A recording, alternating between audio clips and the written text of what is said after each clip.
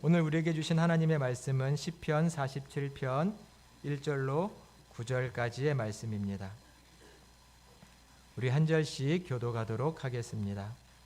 너희 만민들아 손바닥을 치고 즐거운 소리로 하나님께 외칠지어다.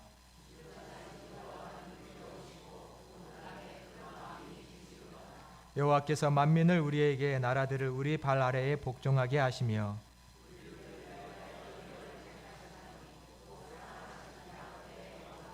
하나님께서 즐거운 함성 중에 올라가시며 여호와께서 나팔 소리 중에 올라가시도다.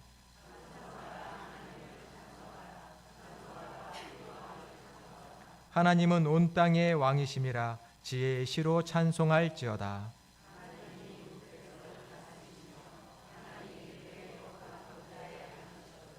다 함께 뭇 나라의 고관들이 모임이여 아브라함의 하나님의 백성이 되도다. 세상의 모든 방패는 하나님의 것임이요 그는 높임을 받으시리로다. 아멘. 할렐루야. 오늘도 주님의 말씀이 우리에게 새 믿음과 결단 주시기를 간절히 축원합니다. 올해 우리 교회는 영과 진리로 예배하는 것을 첫 번째 된 사역의 목표로 삼았습니다. 우리 교회 공동체의 평화를 위해서 예배가 회복되어야 된다는 목표입니다. 특별히 오늘은 새해를 맞이하여 찬양 예배를 드리고 또 찬양이 우리의 신앙에 얼마나 중요한가를 함께 나눠보려고 합니다. 여러분 찬양 부르는 거 좋아하시나요? 어떠세요? 좋아하세요? 그래서 매일 부르시나요? 조금 작아졌네요. 아멘이. 힘들고 지칠 때마다 찬양 부르시나요? 네, 감사합니다. 찬양은 하나님을 예배하는 거라고 말할 수 있습니다. 찬양 자체가 하나님을 높이고 예배하는 겁니다. 또 이 시간처럼 장소와 시간을 구별하여 형식을 갖춰서 더 정성껏 드리는 예배에서 찬양은 예배의 큰 축이고 기둥이라고 말할 수 있습니다. 찬양이 없는 예배를 한번 상상해 보십시오. 단순히 악기와 반주가 없는 예배가 아니라 우리의 노래와 우리의 목소리와 우리의 정성이 담긴 그 음률이 없는 예배를 한번 상상해 보십시오. 잘 되지 않으실 겁니다. 예배란 곧 하나님을 찬양하고 경배하고 높이는 것이기 때문입니다. 예배에서 찬양은 필수라고 말할 수 있습니다. 오늘은 말씀을 통해서 찬양이 얼마나 중요한가를 함께 나누고 우리의 찬양이, 우리의 신앙이, 예배가 회복되기를 간절히 축원드립니다. 한번 따라해 주시겠습니까? 찬양은 피조물의 본분입니다. 아멘. 정말 그렇습니다. 여러분 하나님께서 우리를 창조하신 것을 믿으시나요? 정말 그러시다면 우리는 우리를 창조하신 하나님을 높이고 찬양하고 기려야 할 것입니다. 그분은 우리의 창조주이시기 때문입니다. 우리 이사야 43장 21절의 말씀을 보여주시기 바랍니다. 함께 봉독하겠습니다. 이 백성은 내가 나를 위하여 지었나니 나의 찬송을 부르게 하려 함이니라. 아멘. 말씀을 보십시오. 이 백성은 하나님께서 지으셨는데 무엇을 위해서 지으셨다고 말씀하시나요? 나의 찬송을 부르게 하려 함이다. 우리를 창조하신 하나님을 찬양하도록 하나님이 우리를 지으신 것입니다. 찬양한다는 말은 그 사전적 의미가 어떤 특정한 대상을 칭찬하고 기리고 드러낸다, 신과 절대자를 높여 노래한다라는 뜻이 있습니다. 구약 성경을 보면 찬양한다, 찬송한다, 경배한다, 찬미한다 등등 우리말로 여러 가지로 번역한 히브리어 말들이 있는데 크게는 4가지의 히브리어 말이 있습니다. 근데 그 뜻이 약간씩 다릅니다. 먼저 할렐, 할랄이라고 하는 동사가 있습니다. 보통 우리는 찬양한다라고 번역했습니다. 즉 이 할렐이라는 동사는 노래로 높여 자랑한다, 크게 자랑한다라는 뜻이 이 할랄이라는 동사에 있습니다. 제가 설교 시작할 때마다 항상 외치는 말이 있죠. 무엇이죠? 할렐루야입니다. 그럼 여러분은 아멘으로 응답해 주십니다. 할렐루야 할 때 할렐루 이것이 찬양하다라는 말입니다. 할렐루야 여호와를 찬양하라. 그러나 더 깊은 뜻은 하나님을 외쳐 자랑해라 이런 뜻입니다. 예배는 하나님을 자랑하는 자리인 줄로 믿습니다. 하나님의 백성들은 일주일에 한 번 이렇게 모여 예배함으로 말미암아 세상을 향해 우리가 믿는 하나님, 우리가 섬기는 하나님을 세상에 자랑하는 것입니다. 찬양함으로 우리는 하나님의 이름을 자랑하고 하나님의 이름을 높이는 것이 찬양이라고 할 수 있겠습니다. 또 다른 히브리어는 야다라는 히브리어가 있는데 이 말은 보통 경배하다라는 말로 번역이 되어 있습니다. 즉 이 야다라는 히브리 말은 두 손 들어 노래를 올려드려라 이런 뜻입니다. 우리가 찬양할 때 두 손 들고 찬양합니다. 하나님을 경배하는 것입니다. 손을 든다는 것은 그분을 향한 존경을 표현하는 것이죠. 야다라는 찬양은 경배하다라는 말인데 두 손을 들고 그분을 노래해라 라는 뜻입니다. 이스라엘 백성들은 늘 하늘의 하나님을 향해 손을 들고 기도하며 찬양했지요. 또 중요한 히브리어는 바라크라는 히브리어가 있습니다. 바라크, 송축하다라고 보통 번역을 하는데 이 찬양은 무릎을 꿇고 최고의 경배를 드리라라는 것입니다. 여러분 하나님을 찬양할 때 무릎 꿇고 찬양해 보신 적 있으세요? 무릎을 꿇고 두 손을 내 가슴에 얹거나 하늘을 향해 두 손을 들거나 하고 하나님을 찬양해 보신 적이 있으십니까? 꼭 해보시기를 바랍니다. 무릎을 꿇는다는 것은 그분 앞에 겸손히 내 마음을 낮추어 그분만을 경배하고 높인다는 뜻입니다. 이스라엘 백성들에게 무릎을 꿇고 기도하는 것과 찬양은 그들의 경건한 습관이었습니다. 올 한 해 손을 들고 찬양하고 무릎을 꿇고 하나님만을 바라보며 찬양하는 삶이 회복된다면 우리의 믿음이 또 우리의 예배가 회복될 줄로 믿습니다. 자마르라고 하는 히브리어가 있습니다. 이 말은 보통 찬송이라고 번역되는데 악기를 동원해서 노래하는 것을 할 때 자마르라는 말을 씁니다. 오르간, 피아노, 기타 타악기와 기타 현악기와 건반을 이용해서 관악기를 이용해서 하나님을 마음껏 찬양하는 것을 자마르라고 말합니다. 우리 평강교회도 옛날에 작은 오케스트라가 있었죠. 또 지금도 오케스트라를 운영하는 교회들이 있습니다. 온 악기와 온 목소리와 온 힘을 다하여 하나님을 찬양하고 예배하는 것, 그것을 송축한다, 찬송한다라고 말하는 것입니다. 오늘의 본문 1절 말씀을 우리 같이 한번 봉독해 보겠습니다. 너희 만민들아 손바닥을 치고 즐거운 소리로 하나님께 외칠지어다. 아멘. 너희 만민들아 손바닥을 치고 손을 쳐서 하나님을 향해 즐거운 소리로 외쳐라. 우리 아까 찬양하며 열심히 박수 쳤습니다. 손을 치며 박수를 치며 하나님을 향하여 즐거운 찬송을 외치는 것, 그렇게 하라고 명령하고 있습니다. 박수 치는 것, 우리가 할 수 있는 것을 다 해서 하나님을 찬양하는 것입니다. 하나님을 기뻐하는 것입니다. 여러분 찬양하면서 춤춰 보신 적 있으십니까? 예전에 성탄 전야제 때 함께 찬양제 할 때 저 뒤에서 우리 성도님들이, 우리 여신도들이 춤추는 걸 제가 본 적이 있는데 찬양하며 기뻐하며 춤추는 것입니다. 시편 149편 3절엔 이런 말씀이 있습니다. 춤추며 그의 이름을 찬양하며 소고와 수금으로 그를 찬양할지어다. 악기를 들고 신나서 춤을 추며 하나님을 찬양하는 것, 그러한 기쁨을 말하고 있습니다. 찬양하며 춤춰야 할 사람이 누구일까요? 바로 우리인 줄로 믿습니다. 진정 여호와 하나님을 기뻐하신다면 박수만이 아니라 춤까지 추며 하나님을 기뻐해야 합니다. 내 기쁨을 주체할 수 없어서 몸으로까지 표현해 보고 싶은 그런 찬양을 말하는 것이죠. 교회에서 율동한다고 따라하는 정도가 아니라 여러분의 그 귀한 시간을 하나님께 드려 하나님을 찬양하며 내 목소리로, 내 손으로, 내 몸으로 내 찬양의 마음을 표현해 보시기를 바랍니다.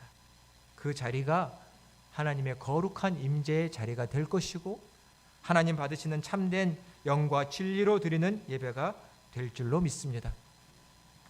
사무엘하 6장에 보면 다윗의 이야기가 나옵니다. 다윗은 하나님의 법궤를 늘 사모했던 사람입니다.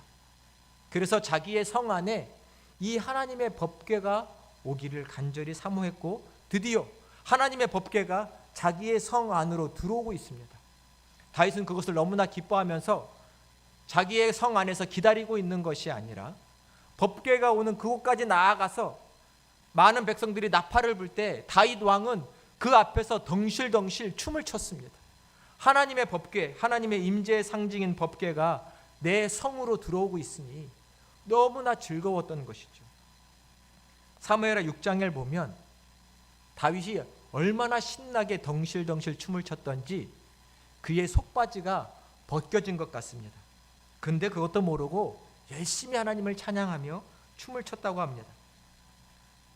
그의 왕비 미갈이 그의 궁에서 창밖으로 멀리 오고 있는 그 법궤와 또 그 법궤 앞에서 덩실덩실 체면도 차리지 않고 춤을 추는 다윗을 보면서 그의 아내 미갈이 다윗 왕을 멸시하고 업신여겼다라는 말씀이 성경에 써 있습니다. 미갈도 하나님의 법궤가 자기의 궁 안으로 들어오고 있으면 그 법궤를 맞이하러 나가고 옆에서 찬양하고 기뻐해야 할 터인데 이 미갈은 자기 궁에 남아서 그저 덩실덩실 춤추고 있는 자기 남편, 자기 왕을 보면서 업신여기고 있는 겁니다. 다윗은 이 법궤를 자기가 준비한 장막에 모셔놓고 너무나 기쁘고 즐거운 나머지 가족들을 축복하려고 가족들을 만나려고 왔는데 이 아내 미갈이 이 다윗 왕을 비아냥거리며 이렇게 말을 합니다. 이스라엘의 왕이 오늘 어떻게 영화로우신지 방탕한 자가 염치 없이 자기 몸을 드러내는 것처럼 오늘 그의 신복의 계집종들 앞에서 왕이 몸을 드러내셨습니다. 라고 자기의 왕을 비아냥거렸습니다. 그때 다윗의 대답이 중요합니다. 미갈에게 말합니다. 이는 나의 하나님 앞에서 한 것이니라. 내가 이보다 더 낮아져 천하게 보여진다 할지라도 내가 말한 계집종들 앞에서는 내가 높임을 받을 것이다. 왕비 미갈은 왕의 채통이 떨어지게 그 많은 사람들 앞에서 그렇게 덩실덩실 춤을 추고 그 다리살이 보이게 해야겠습니까? 업신여겼는데 채통 없는 왕으로 다윗은 하나님을 찬양하고 하나님을 기뻐하고 하나님을 높이는데 무슨 내 체면이 중요하냐? 하나님 앞에서 우리는 아무것도 아닙니다. 그저 하나님을 기뻐하고 하나님을 예배할 수 있다면 그것으로 만족하는 것이죠. 내 체면, 내 채통, 사람들의 시선, 이것이 무엇이 중요합니까? 다윗은 하나님을 기뻐하며 덩실덩실 춤을 추며 하나님을 찬양하는 것입니다. 우리도 모두 이러한 신앙이 되시기를 간절히 축원드립니다. 하나님을 찬양하는데 뭐가 중요합니까? 하나님만을 기뻐해야 하는 것이지요. 우리는 찬양하며 교만과 거짓에 빠지지 않도록 주의해야 합니다. 우리는 찬양을 하며 은혜 받은 척, 감동을 받은 척하며 찬양할 수도 있습니다. 이 목사가 그런 위험에 빠지기가 쉽습니다. 늘 성도들 앞에 서 있기 때문입니다. 진실로 나의 하나님을 기뻐하며 찬양해야 하고 나의 하나님을 경배해야 하는데 하나님을 찬양하는 척, 하나님을 기뻐하는 척, 이것은 사람을 의식하는 것이죠. 그것은 진정한 찬양이 될 수 없습니다. 혹 우리는 찬양할 때에도 주변 사람들을 판단할 때가 많습니다. 아이고 꼭 저렇게 유별 떨면서 찬양해야 하나? 뭔 박수를 저렇게 시끄럽게 치나? 저렇게 두 손 들고 찬양하면서 옆 사람 불편하게 하고 그러나 저렇게 흔들어대고 춤을 춰야 하나? 사람들이 보이는 겁니다. 반대로 그 시간 자기는 하나님을 찬양하지 못하고 있습니다.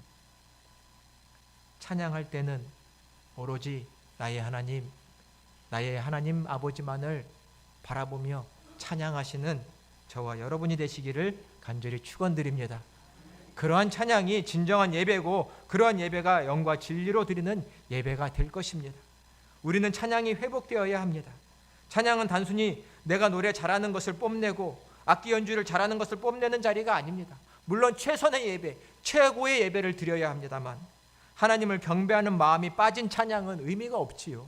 아무리 내가 노래를 잘하고 내가 아무리 사람들 앞에 잘 서 있다 하더라도 찬양하는 마음이, 경배하는 마음이 내 안에 없다면 그것은 진정한 찬양은 되지 못할 것입니다. 우리의 찬양을 한번 돌아보시기 바랍니다. 정말 나는 지금 하나님을 찬양하고 있습니까?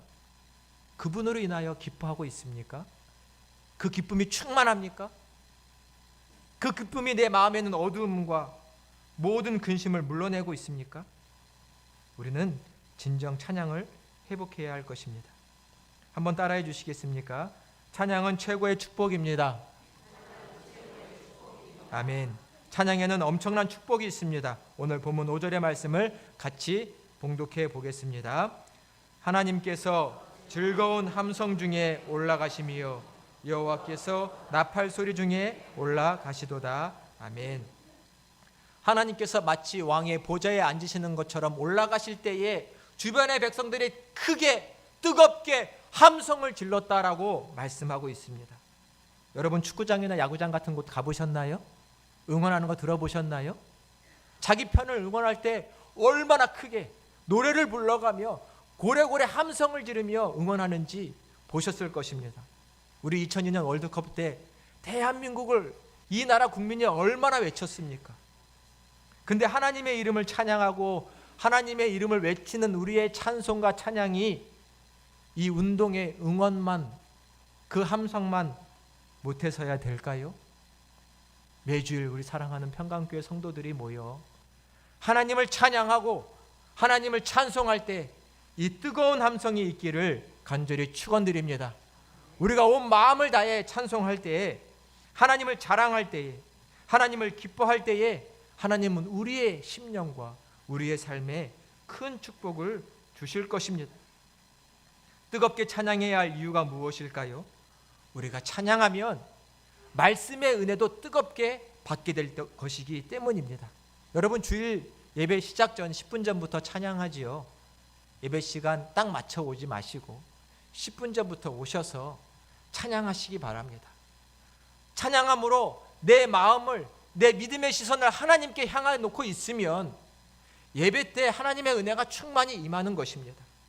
준비되지 않은 마음, 헐레벌떡 온 자세로 은혜를 사모하지 마시고 찬양으로, 기도로 내 마음을 준비하면 은혜를 받게 되는 것입니다.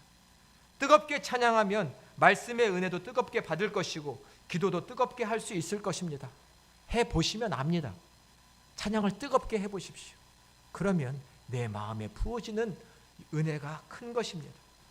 내가 찬양을 뜨겁게 하면 걱정과 근심이 내 마음에서 물러갈 것입니다. 세상 살다 보면 얼마나 걱정할 것, 마음이 불편하고 화나는 일이 많습니까? 그때 그 마음 상태로 그대로 계시지 마시고 하나님을 찬양하시기를 바랍니다. 찬양을 하면 묶였던 일들이 풀리고 답답한 일들이 하나하나 변해갈 것입니다. 하나님이 우리와 함께 하시기 때문입니다. 찬양을 뜨겁게 하면 악한 마귀가 왔다가도 7길로 물러갈 줄로 믿습니다. 하나님의 영적인 권세가 찬양 안에 있기 때문입니다.